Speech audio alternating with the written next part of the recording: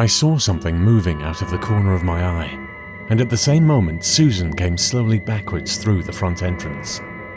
I became aware of a low humming in the air, very similar to the noise that telephone wires make in the country at night. Susan stopped and looked round her wildly, and then stared at me, her eyes distended in a dreadful sort of horror. She looked past me, and I knew that there was something behind me somewhere. I was just about to turn and look when the doctor collapsed in my arms. I laid him down on the floor in a sitting position and looked at Susan, a question forming on my lips.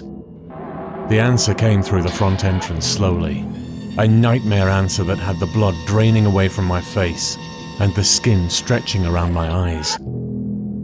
It was a round metal thing, around 3 feet in height, like an upturned beaker with a domed top.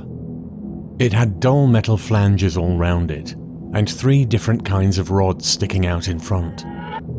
It glided over the metal flooring, and Susan retreated before it until she stood close to me. Now I knew what it was I'd been conscious of, and what Susan had seen behind me, because I became aware that we were surrounded by more of them, all gliding out of the doors of the entrance chamber and pointing their rods at us.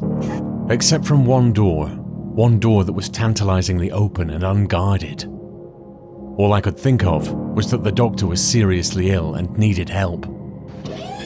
One of the machines came quite near to us and then stopped about 4 feet away. I started to examine the 3 rods it had, battling to control the fast way I was breathing and every impulse I had to panic and run. The 3 rods were entirely different. The first and shortest was attached to the top, the domed part, and seemed to be a sort of eye. I could see the iris contracting and expanding as it ranged over us.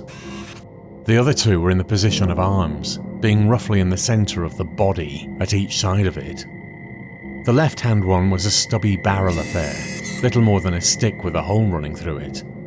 The other, the longest of the 3, was a black rod with a suction pad at the end of it.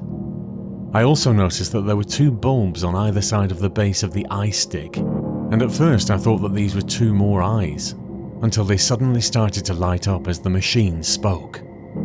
It spoke. I was so startled that I took a short step backwards and nearly fell over the doctor's body. The voice was all on one level, without any expression at all, a dull monotone that still managed to convey a terrible sense of evil.